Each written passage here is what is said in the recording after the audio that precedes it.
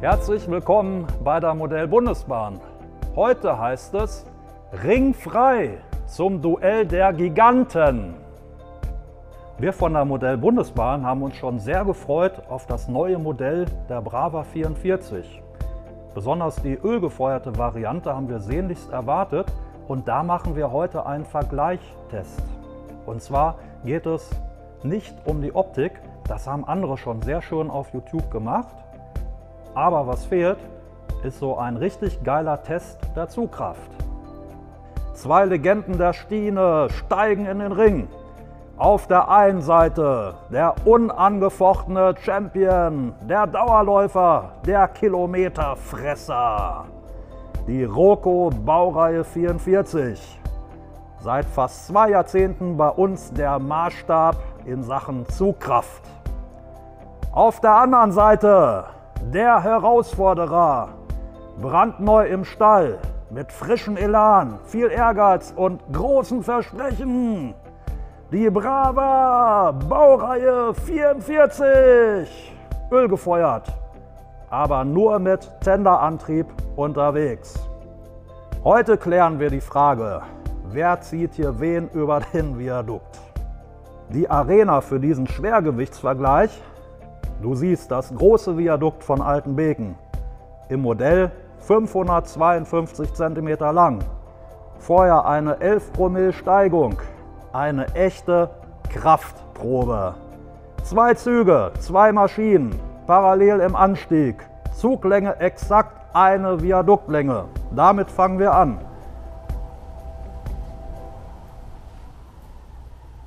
Gleiche Voraussetzungen, gleiche Bedingungen, gleiche Herausforderung. Beide Kämpfer gehen mit identischem Material in den Ring. Rautenhausdecoder, 2000 mA, keine technischen Spielereien, keine Tricks, nur rohe, pure, ungefilterte Zugkraft. Und damit es richtig fair bleibt, die Lokomotiven werden den Zug wechseln. Damit haben wir keinen Vorteil durch Schienen- oder Rollwiderstände. Außerdem haben wir dem Roco-Modell direkt vor dem Test einen niegelnagelneuen Motor spendiert. Die Roco 44er.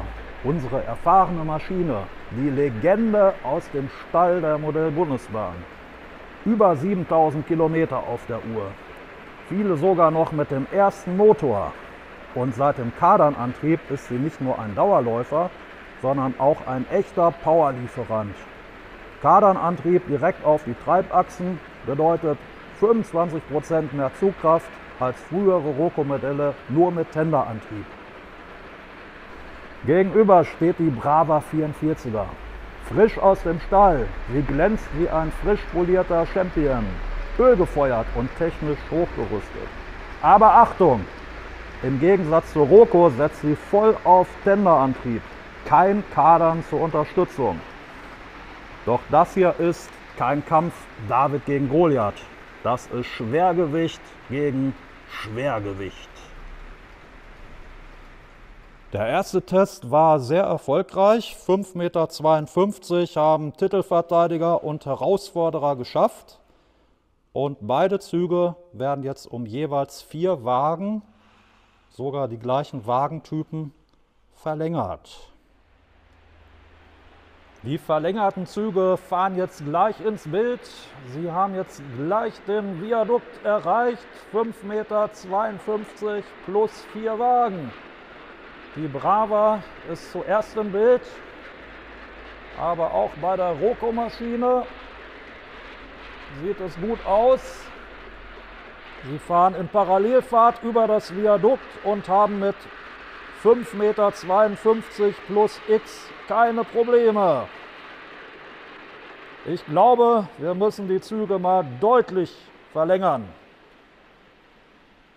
Ja, das hätten wir nicht gedacht. Wir haben immer um 4 Wagen verlängert. Wir wollen euch das auch gar nicht zeigen jetzt, aber jetzt gibt es eine ultimative Herausforderung. Jeder Zug fährt auf dem gleichen Gleis und mit der Roco-Maschine geht's los. Wir haben den Zug um sage und schreibe 20 Wagen verlängert. Ein irre langer Zug. Die Lok ist jetzt auf dem Weg in Richtung Viadukt Altenbeken. Und jetzt zoomen wir mal etwas auf. Und da seht ihr die Dimension dieses Zuges. Der Zug mit, ich weiß nicht wie viele Wagen, zählt mal selber mit. Wir haben also 20 Wagen drangehangen und die Roco 44er zieht diesen Zug über das Viadukt. Im Hinterkopf 11 Promille Steigung und ein wahnsinnig langer Zug.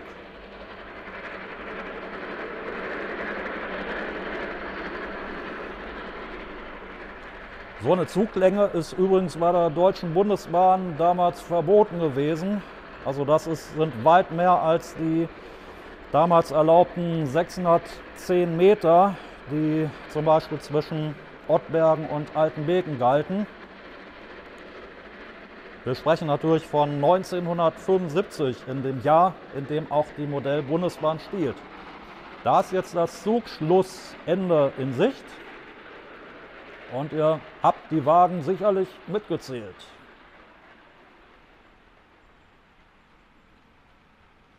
So, jetzt haben wir den gleichen Zug für die Herausforderin.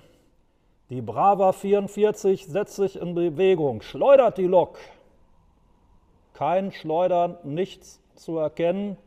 Sie zieht den Zug sauber weg und macht sich jetzt auf den Weg in Richtung des großen Viaduktes von Altenbeken.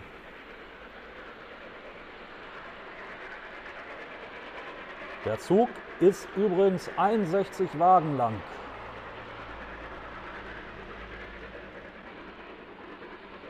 Mit 61 Wagen kommt die Brava 44 jetzt über das Viadukt.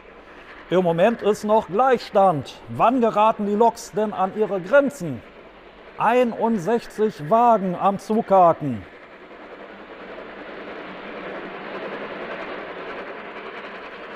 Man muss sagen, von beiden Lokomotiven schon jetzt eine grandiose Leistung.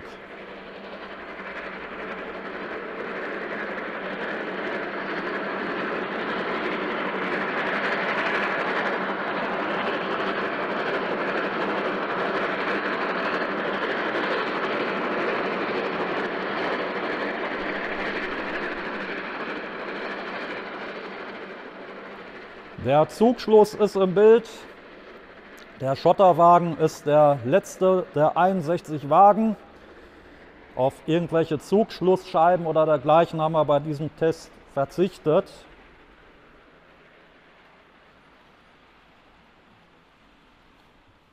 So, wir haben den Zug jetzt auf 78 Wagen verlängert. Bis Wagen 74 hatten beide Lokomotiven kein Problem, den Zug wegzuziehen. Und hier funktioniert es auch. Ohne Schleudern hat die Roco-Lok den Zug bewegt. Wow, 78 Wagen.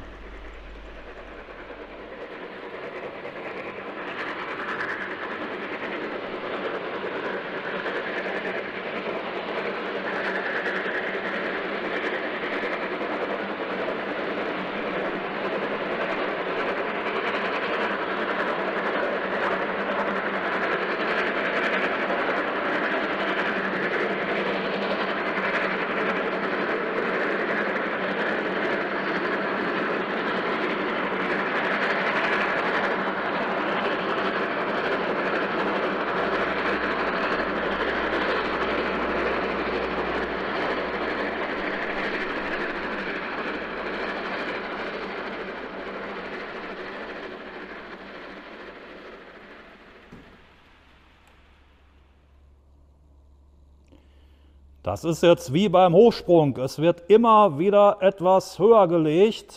Die Latte liegt jetzt bei 78 Wagen. Die Brava scheint die Wagen mühelos loszureißen. Die Lok nimmt Fahrt auf, ist unterwegs in Richtung des großen Viaduktes. Wow, der Zug scheint kein Problem zu sein. Das wird ein spannendes Duell.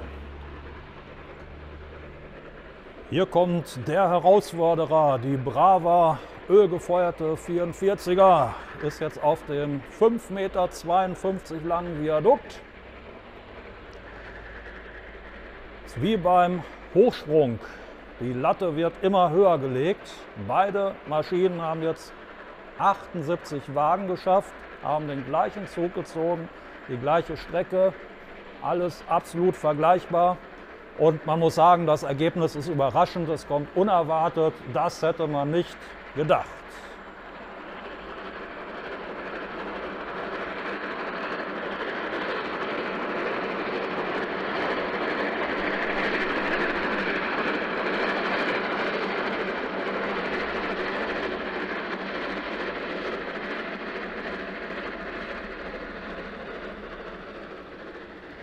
Ja, zählen wir schon mit. Ich weiß nicht, ob wir uns mit 78 vertan haben, aber es ist zumindest der gleiche Zug, den die Roco 44 vorhin auch hatte. Also es müssten 78 Wagen sein. Der letzte kommt jetzt gerade ins Bild gerollt. Der nächste Versuch. Jetzt sind 4 Wagen mehr am Zug. Der Titelverteidiger ist im Rennen, die Roco 44er. Sie setzt den Zug in Bewegung.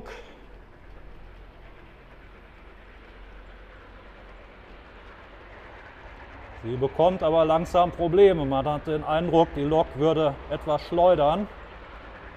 Aber der Zug rollt.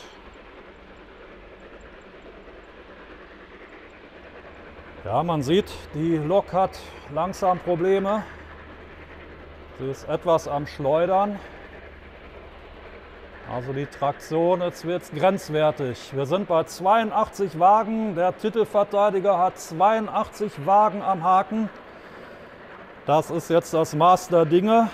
Ich glaube, beim 83., 84. Wagen ist für den Titelverteidiger Schluss. Die Brava-Lok liegt im Moment bei 78 Wagen. Das wird jetzt spannend, ob die Brava-Lok die 82 Wagen schafft.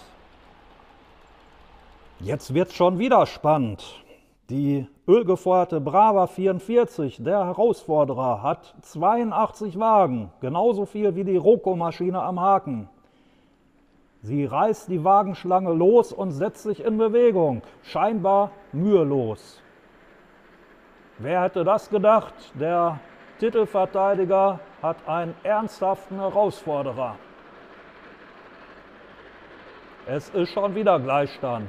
82 Wagen gegen 82 Wagen. Wir werden jetzt die komplette zweite Wagenschlange anhängen. Das heißt, mit den ursprünglich gestarteten Zügen geht es jetzt weiter. Ein Doppelzug von über 11 Metern Länge.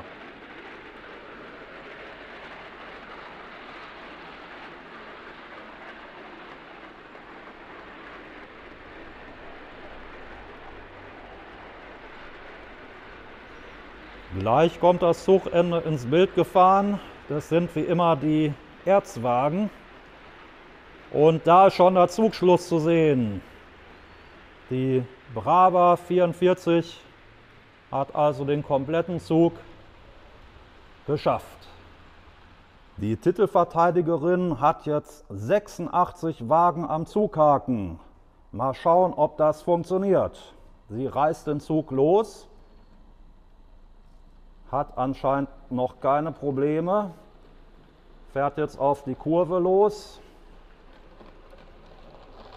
und kommt ins Schleudern.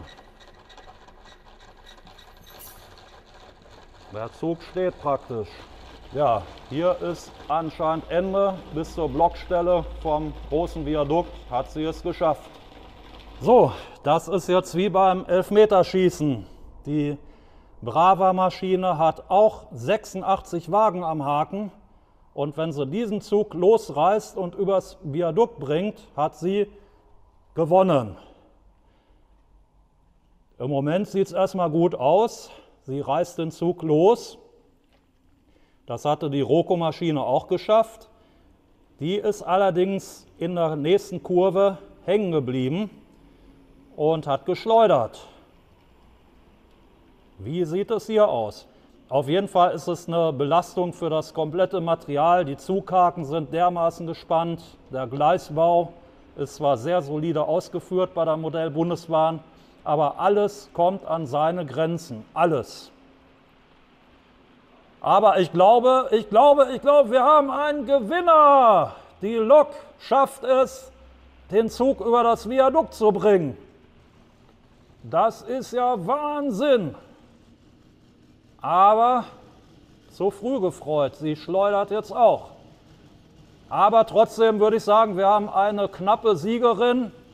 Die Braver 44 hat dieses Duell zweier Giganten ganz knapp für sich entschieden. Hier geht es also nicht mehr weiter, dann bitte Motor aus. Das war's von uns aus der Modellbundesbahn. Wir freuen uns auf deinen Besuch.